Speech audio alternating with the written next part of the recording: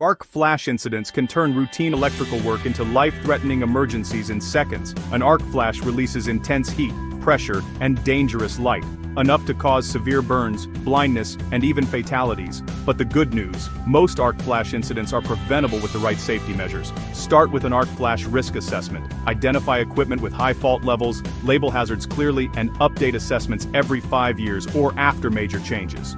Always de-energize equipment before working on it. Follow lockout tagout procedures, use insulated tools, and maintain safe approach boundaries. Arc-rated personal protective equipment can mean the difference between injury and survival. Choose personal protective equipment based on category ratings and the energy level identified in your arc flash study. Only qualified electrical workers should handle energized equipment. Regular training keeps teams aware of updated procedures and real-life risks. Poorly maintained equipment increases arc flash risk. Scheduled inspections, cleaning, and repairs help prevent failures. Arc flash safety is not just compliance, it saves lives. Assess the risk, follow procedures, wear the right personal protective equipment, and keep your workplace safe.